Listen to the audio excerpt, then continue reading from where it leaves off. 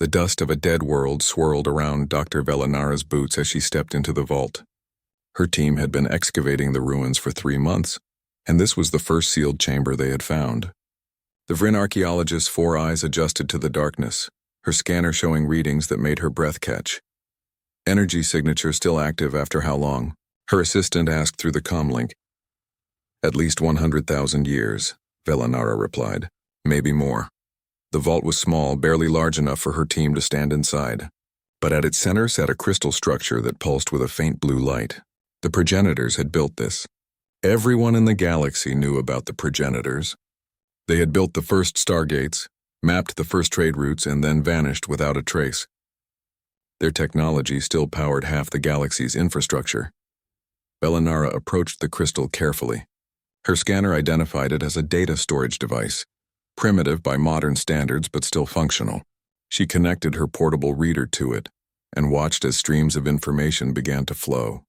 Text appeared on her screen in Old Galactic Standard, the language that had become the foundation for all modern tongues. She read the first line and felt her skin prickle.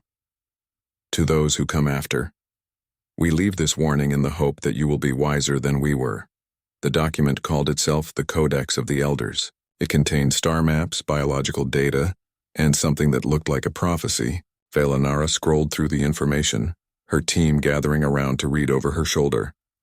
The endurance born of suffering will emerge from the void, the text read. They will come from a world that tries to kill them every day. A world of fire and ice, of storms and predators, of disease and disaster. Their planet will forge them in ways no other species has been forged. The description continued in detail. The species would have soft skin with no natural armor.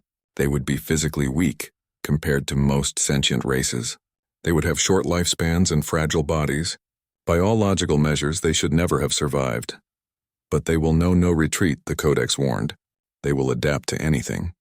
They will bond with anything, turning enemies into friends and animals into family. They will see a problem and create 1,000 solutions, and they will never ever stop.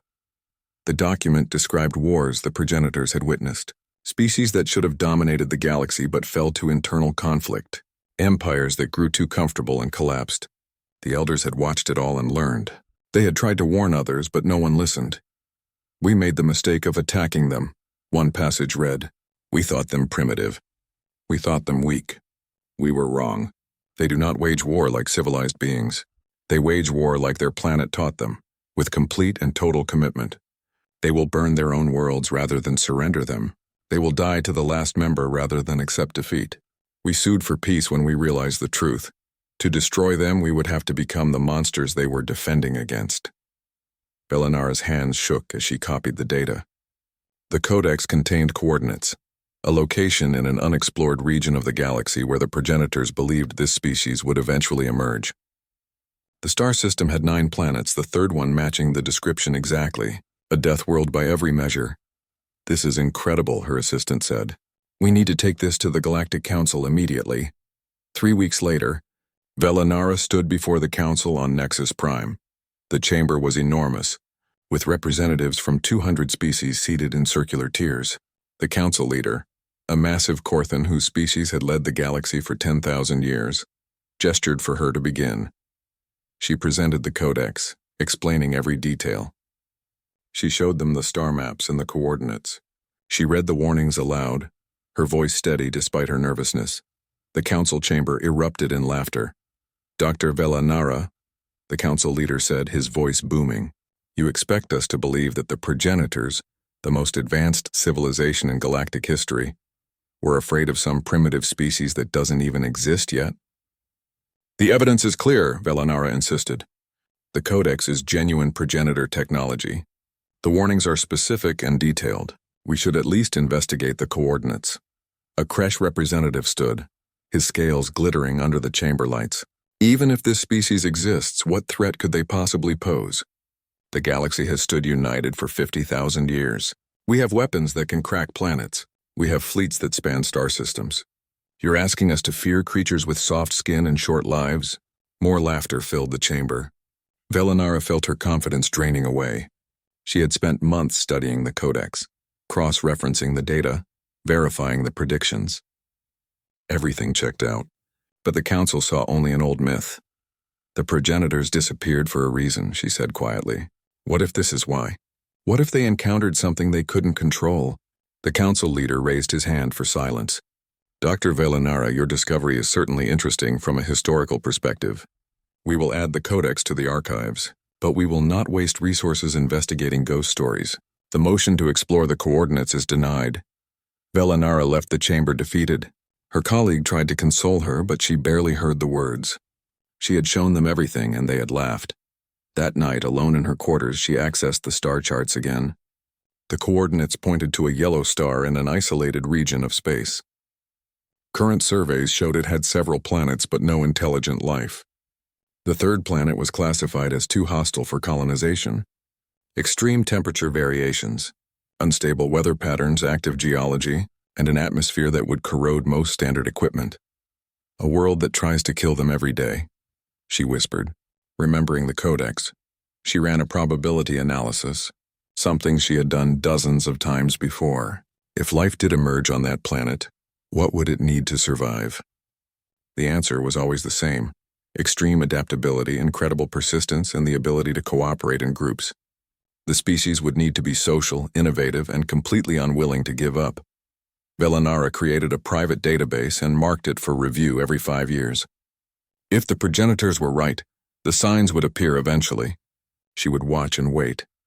Halfway across the galaxy in a solar system no one had bothered to name, something was indeed happening on the third planet. In a region that would one day be called Africa, a group of primates was learning to use tools. They were weak and slow compared to the predators around them. But they were clever. They worked together. And they absolutely refused to quit. The same week Velanara presented her findings to the council. A ship launched from that distant planet. It was small and primitive, carrying only 3 members of the species aboard. They called it Apollo 11, and it carried them to their moon and back. The first steps into the void, the species called themselves humans. They had survived ice ages and plagues, predators, and disasters. Their world had tried to kill them for millions of years, and they had not only survived but thrived. Now they were looking up at the stars with curiosity and ambition.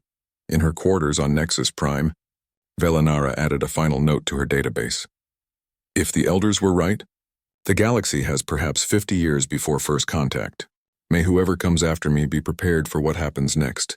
She saved the file and went to bed, not knowing that on Earth, a young engineer named Sarah Chen was already drafting plans for the first faster-than-light engine. The countdown had begun and the galaxy was not ready. The Endurance dropped out of faster-than-light travel with a shudder that rattled every bolt in its frame. Captain Marcus Webb gripped his armrest and watched as the view screen filled with stars he had never seen before. Behind him, the crew of humanity's first interstellar colony ship erupted in cheers.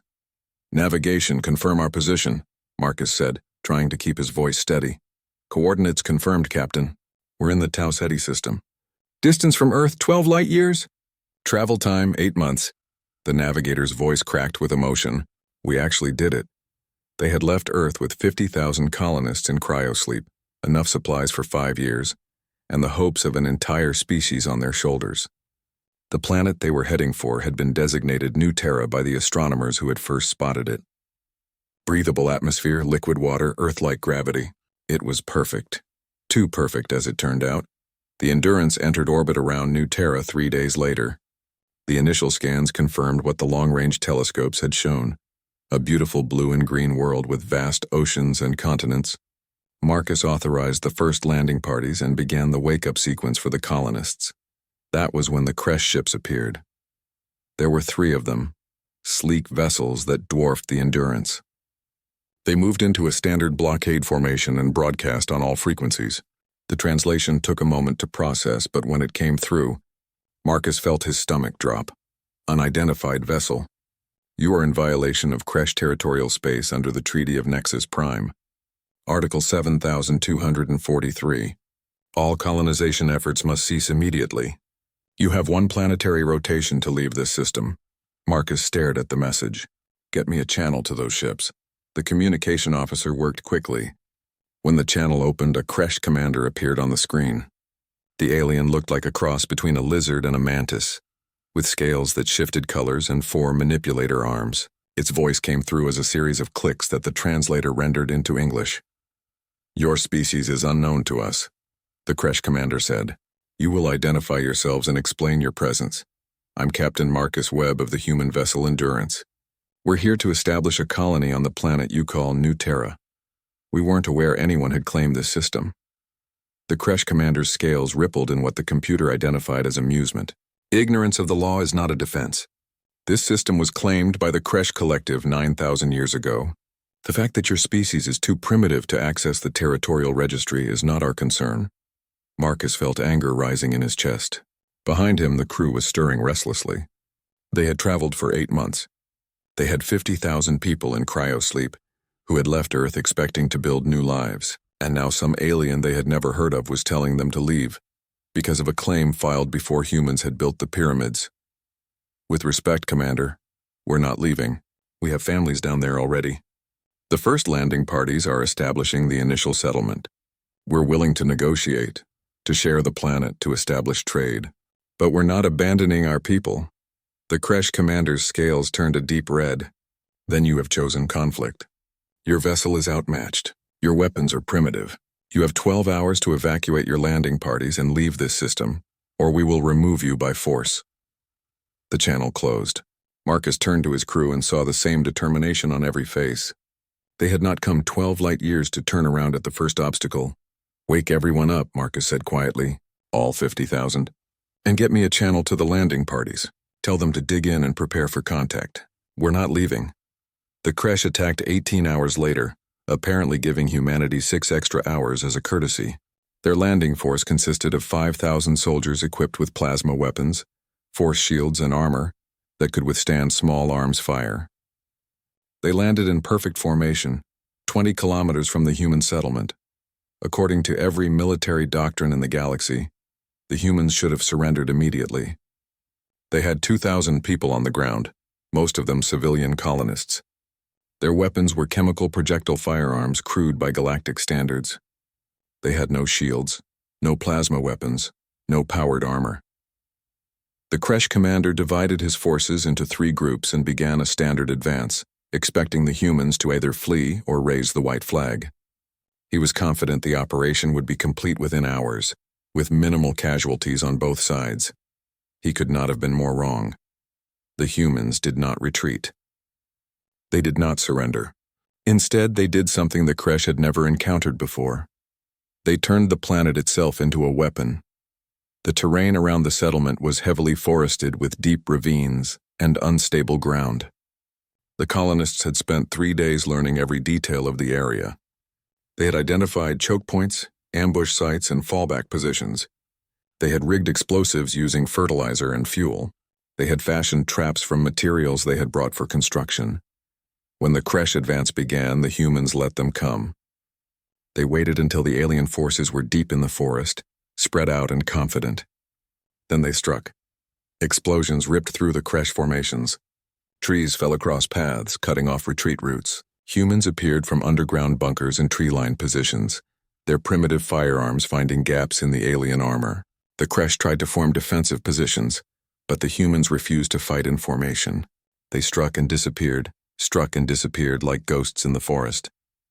The Kresh commander ordered his forces to regroup, to establish a secure perimeter. But the humans had already shifted tactics. Civilian colonists, including children, were moving supplies through hidden tunnels. Engineers were building new weapons on the fly, adapting alien technology from disabled Kresh equipment. Doctors were performing surgery in caves, keeping wounded fighters alive so they could return to the battle. The fighting lasted for 6 days. The Kresh had superior technology and training. They had greater numbers and better armor. But the humans had something the Kresh had never encountered: absolute refusal to quit. Every position taken by the aliens was retaken by the humans. Every soldier killed seemed to be replaced by 2 more. Civilians who had been teachers and farmers 20 days ago were now fighters who showed no fear. On the 7th day, the Kresh commander requested evacuation. He had lost 60% of his forces. The humans had lost more, nearly 1,000 dead, but they were still fighting with the same intensity as the first day. It made no sense. By all logical calculations, they should have surrendered after the first day. The Kresh ships retreated from the system, broadcasting a general warning to all collective forces.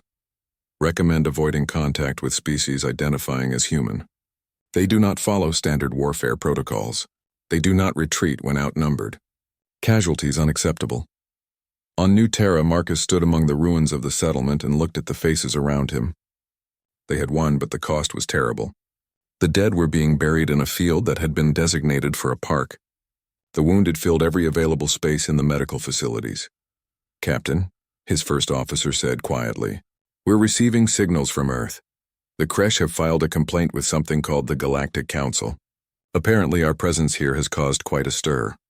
Marcus nodded slowly. Somewhere out there, the galaxy was learning that humans existed, and they were learning it in the worst possible way. On Nexus Prime, in a small apartment filled with research data, an elderly Vryn archaeologist named Velanara sat in front of her screen reading the reports. The Kresh incident was all over the galactic news. A new species appearing from nowhere, refusing to follow established protocols. She pulled up the codex and read the warnings again. They will know no retreat. They will adapt to anything. They will never, ever stop. Her hands shook as she sent a message to the Galactic Council, marked urgent. Please review archived document GC Cultural 0089547. The prophecy is beginning. We need to reconsider our approach to this species before it's too late. The message was logged, filed, and forgotten. The Council had more important matters to deal with. After all, how much trouble could one species really cause? The Galactic Council chamber had seen many debates over its 50,000-year history, but none quite like this. Ambassador Chen stood at the speaker's podium, surrounded by representatives from 200 species, and felt the weight of their judgment pressing down on her. "The Thraken Empire," she said, her voice echoing through the vast space, "deployed a biological weapon against our colony on Proxima 7.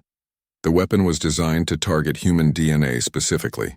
300,000 civilians died in the first week. Most of them were children." The Thraken representative rose, his 6 legs clicking against the floor. "We acted within our rights under galactic law. Your species established a colony in a disputed zone. We issued 12 warnings. You ignored them. The response was proportional." Ambassador Chen felt something cold settle in her stomach. Proportional. They had killed her daughter on Proxima 7, her granddaughter, her sister's entire family. And they called it proportional. "I see," she said quietly. "Then you'll understand that our response is also proportional." The Thraken representative laughed, the sound like grinding stones. "You threaten us? Your species has been in space for less than 15 years. The Thraken Empire has stood for 40,000. We have fleets that could turn your Earth into ash. We have weapons that could sterilize your colonies in hours. What could you possibly do to us?" Ambassador Chen reached into her jacket and pulled out a data chip. She inserted it into the podium, and holographic images filled the air above the council floor. The representatives leaned forward, trying to understand what they were seeing. "These are images from the Thraken colony world of Thrak Nor," Ambassador Chen said. "Population 4 billion. Primary industries, agriculture and manufacturing. Defense is minimal because it's deep in Thraken space and you never thought anyone would reach it. The images showed vast farms burning, cities with their power grids disabled, orbital stations that had been turned into debris." The Thraken representative's skin turned pale. "That's impossible. Thraknor is 50 light-years inside our borders. You couldn't possibly— Wait, we could," Ambassador Chen interrupted. "And we did. While you were preparing your biological weapons, we were building stealth ships. While you were targeting our children, we were mapping every single one of your worlds. You wanted to teach us a lesson about galactic power. Consider the lesson learned." The council chamber erupted in chaos. Representatives were shouting, some in outrage, others in fear. The council leader, a Korthan whose species had maintained peace for millennia, raised his massive arms for silence. "Ambassador Chen, you are admitting to an attack on a civilian target in violation of every galactic convention. This is an act of war that cannot be tolerated." "Then you shouldn't have tolerated the Thraken attack on our civilians," Ambassador Chen replied. Her voice was steady, but inside she was screaming. This wasn't who humanity wanted to be. They had come to the stars hoping to find friends, allies, partners in exploring the universe. Instead, they had found species that saw them as primitive and expendable. The Thraken attack targeted a military colony in a disputed zone, the council leader said. Your attack targeted a purely civilian world. Surely you see the difference. No, Ambassador Chen said. I don't. You keep talking about rules and conventions and civilized behavior. But your rules allowed the Thraken to kill 300,000 of our people, including tens of thousands of children. And you call it legal, so we stopped following your rules. She pulled up another set of images. These showed human soldiers, but they were doing something that made several representatives gasp. They were tending to Thraken prisoners, giving them medical care, feeding them. We didn't kill the civilians on Thraknor, Ambassador Chen continued. We disabled their infrastructure and left supplies and instructions for repairs. But we made sure they knew. We could have killed them all. We chose not to. That's the difference between us and you. The council leader's expression was unreadable. You attacked to prove you could attack worse? This is madness. No, a new voice said. All eyes turned to see Velanara walking slowly down the aisle toward the council floor. The elderly Vryn archaeologist looked frail, but her voice was strong. This is exactly what the Codex warned about. May I speak, council leader? The Corthan gestured for her to continue. Velanara climbed the steps to the podium with effort, and Ambassador Chen stepped aside to let her speak. 15 years ago, I brought you the Codex of the Elders, Velanara said. I told you about the prophecy. I warned you about a species that would emerge from a death world, a species that would not follow our rules because those rules make no sense to them. You laughed at me. She pulled up the text of the Codex, the warning scrolling in the air above the council floor. The Elders said these beings would know no retreat. They would adapt to anything. They would never stop. And they said one more thing that I didn't emphasize enough at the time. They said, do not mistake their mercy for weakness.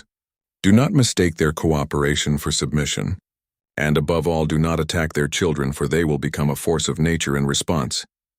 The chamber had gone silent.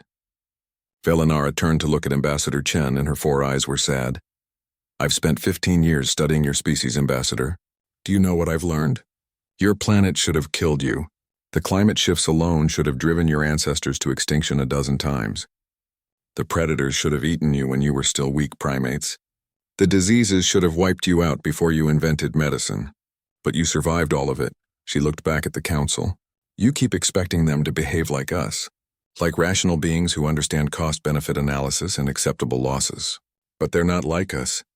They're from a world where the cost-benefit analysis was simple, fight or die. And they chose to fight. Every single time, Ambassador Chen stepped forward again. The Codex got one thing wrong, she said quietly. It said we would turn enemies into friends and animals into family. That's true. We desperately want to be friends. We came to the stars hoping for allies. But you keep treating us like we're disposable. You attack our colonies and expect us to accept it because we're new and weak. She looked around the chamber, meeting the eyes of dozens of species. We're not weak. We're terrifying when we need to be. Our planet taught us to be terrifying, but we're also capable of incredible kindness. The question you need to ask yourselves is, which version of humanity do you want to meet? The one that sends aid when your colonies fail? Or the one that sterilizes your worlds when you attack ours? Over the next 10 years, humanity faced 3 more conflicts. Each time, the pattern was the same. Some galactic power would see humans as weak and attack. Each time, humanity would respond with tactics that horrified the galaxy. The Vexen conglomerate tried to economically strangle human colonies by blocking trade routes. Humanity responded by building their own trade network and offering better deals to neutral species. Breaking the Vexian monopoly in months, the Corthan Dominion, angry at losing their position as the primary military power, launched a limited engagement to test human defenses. Humanity responded by deploying nuclear mines throughout Corthan space, weapons that would remain hidden for centuries, making the Corthan paranoid about every ship movement. The Zephyr Alliance tried to claim human colonies through legal manipulation, using ancient treaties and loopholes. Humanity responded by releasing all their advanced technology patents to the public domain, crashing the galactic technology market and destroying the Zephyr's primary source of income. Every conflict followed the same pattern. The attacker would expect humanity to fight fair, to follow rules, to accept defeat when the math said they should lose. And every time, humanity would prove that they didn't care about the math.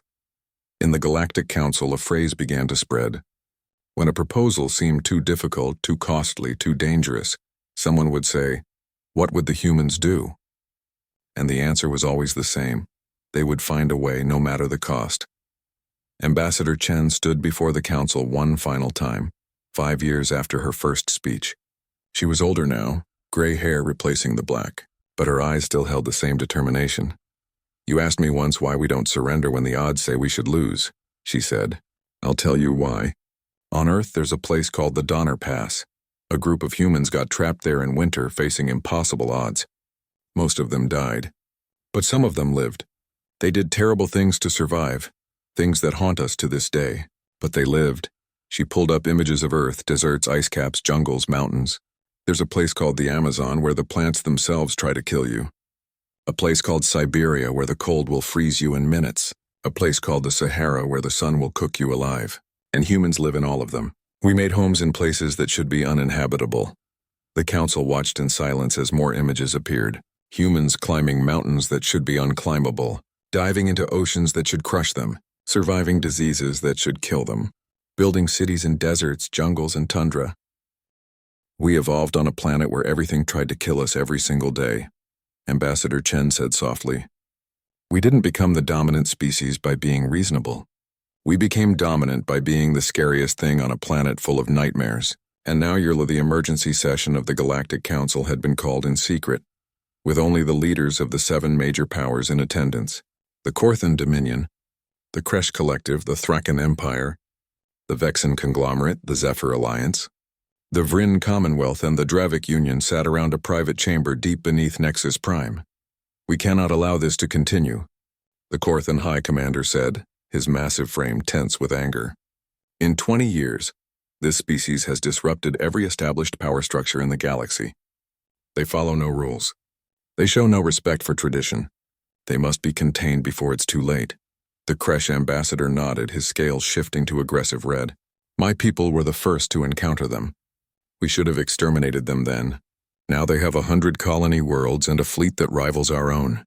Every year they grow stronger." "It's not just their military strength," the Vexen representative added, her crystalline form refracting the chamber's light. "They're changing the economic balance. They give away technology that should be controlled. They trade with species we've kept as client states for millennia. They're destroying the order we've maintained for 50,000 years. The Thraken Chancellor clicked his mandibles in agreement.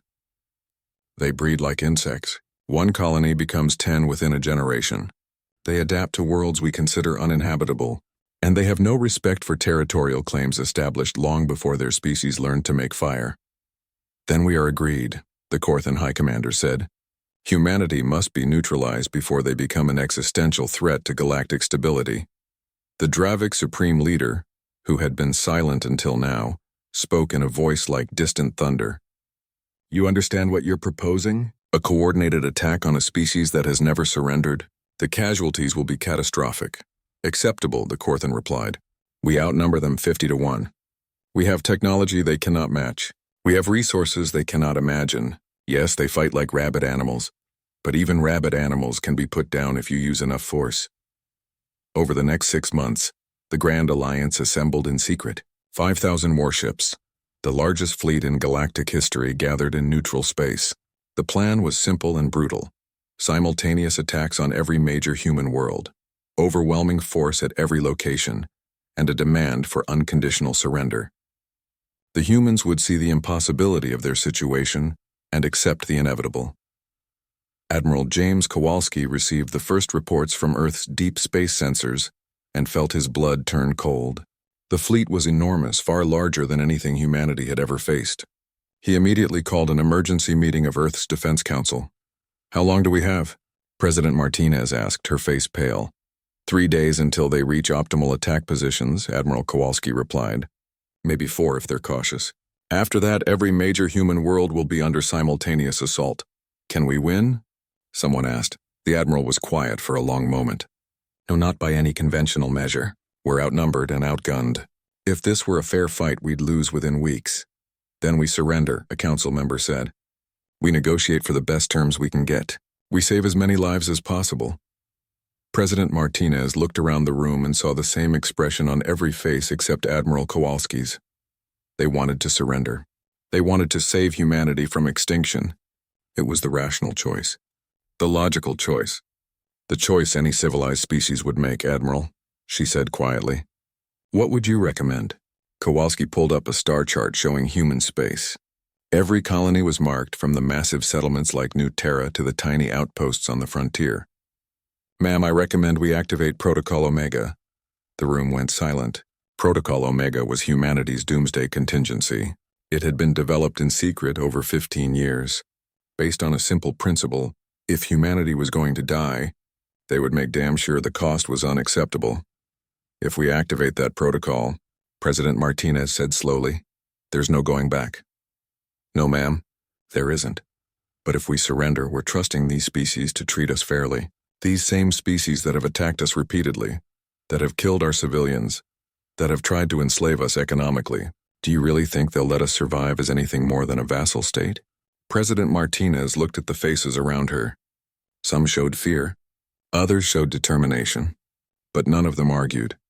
They had all read the Codex by now. They knew what the elders had said about their ancestors. They knew what they were capable of when cornered. Activate Protocol Omega, she said quietly, and may God forgive us. The Grand Alliance attacked with precision and overwhelming force.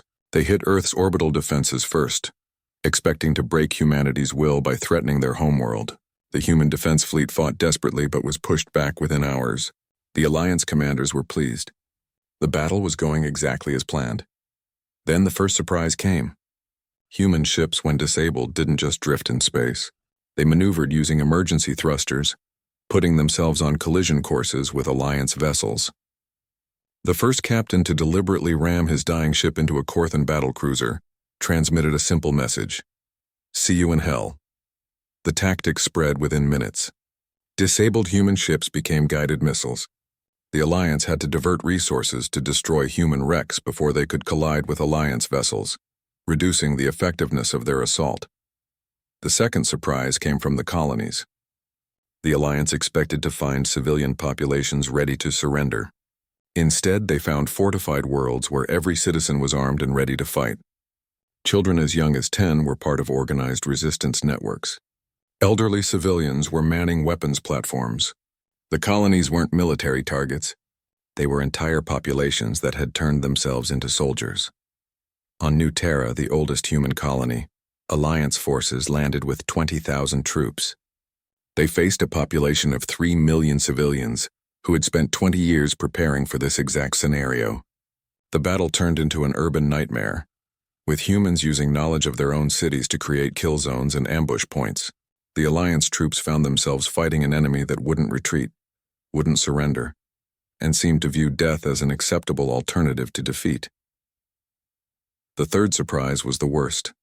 Hidden throughout the galaxy, in ships that had been running silent for years, were humanity's contingency weapons, nuclear devices of unprecedented yield, biological weapons engineered specifically to target Alliance species, relativistic kill missiles that had been accelerated to near light speed and aimed at Alliance homeworlds.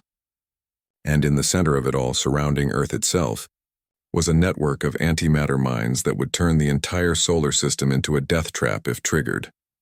Admiral Kowalski broadcast a message on all frequencies. To the Grand Alliance. You came here to destroy us because you feared what we might become.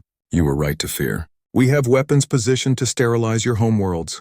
We have contingencies that will trigger automatically if Earth falls. We have sleeper ships carrying human populations that are already leaving the galaxy. If you destroy us, we will make sure the cost is so high that your civilizations will never recover. This is your only warning. Withdraw now or we all die together. The message was a bluff, but only partially. The weapons existed. The contingencies were real. But the toll on human colonies was already catastrophic. Millions were dead.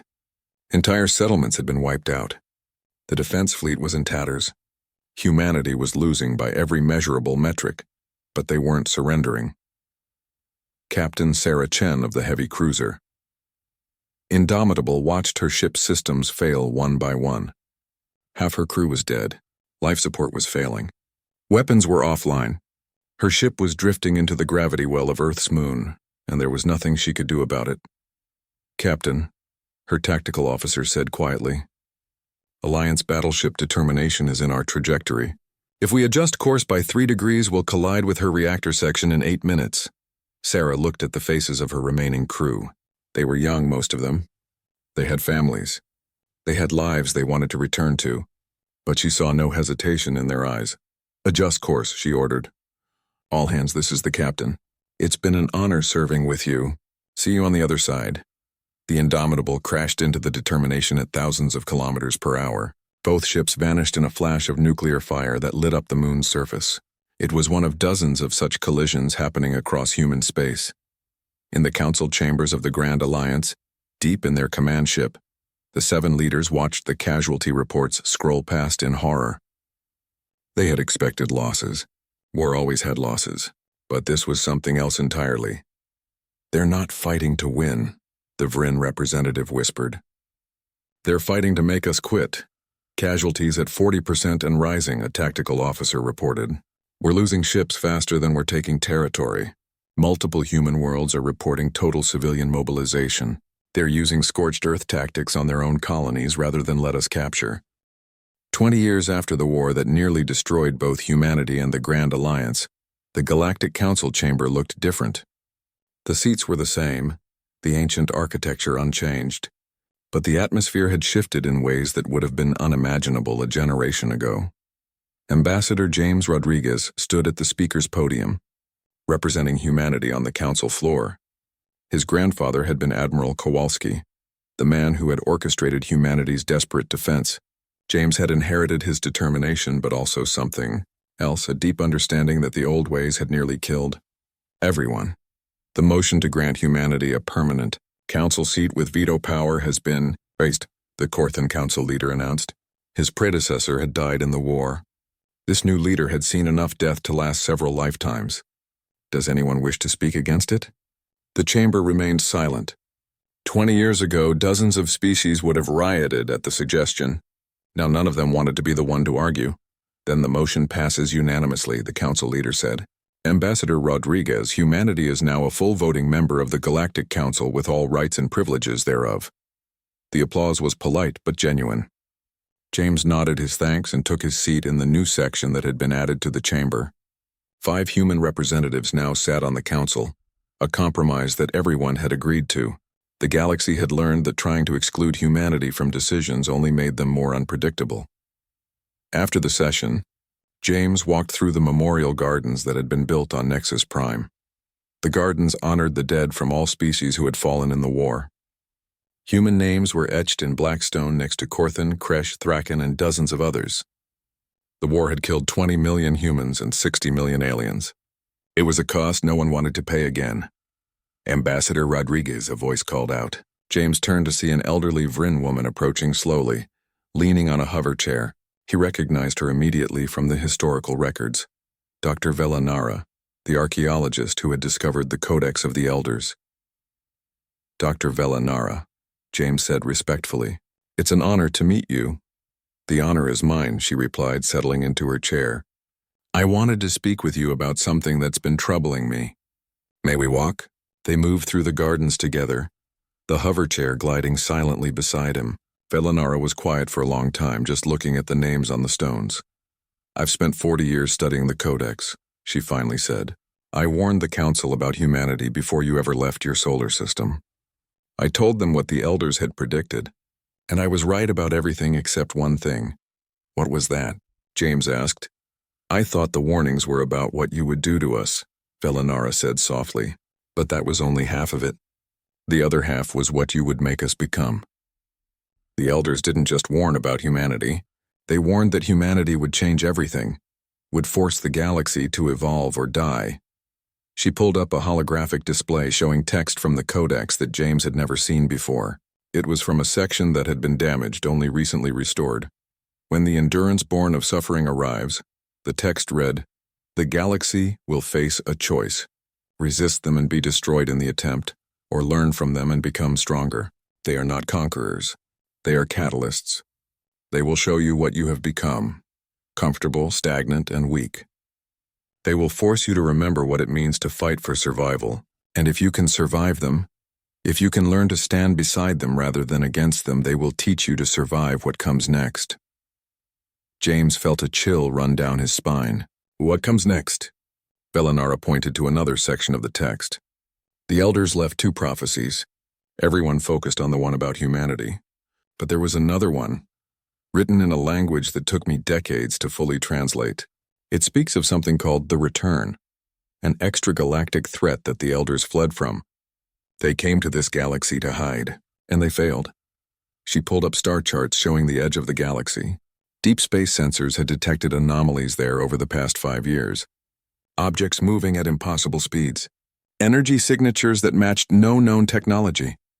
I've been sharing this information with the Council's Science Division, Velanara said. We've kept it quiet to avoid panic.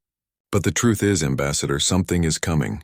Something that scared the elders so badly they abandoned their entire civilization and fled across intergalactic space. And we have perhaps 10 years before it arrives. James felt the weight of her words settle over him.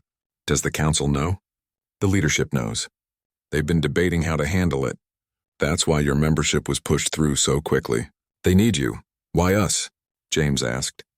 20 years ago, they tried to exterminate us. Velanara smiled sadly. Because you're terrifying when you're the enemy. And they're hoping you'll be just as terrifying as allies. The following week, James stood before a joint session of the Council's military leadership. The room was filled with generals, admirals, and strategic planners from every major species. He had been asked to present on human military doctrine, something that would have been unthinkable before the war. Human military philosophy is simple, James began. We assume we're going to be outmatched, outnumbered, and outgunned. We plan accordingly. He pulled up images from Earth's history. Thermopylae, where 300 Spartans held off an army of thousands. Stalingrad, where a city fought to rubble rather than surrender.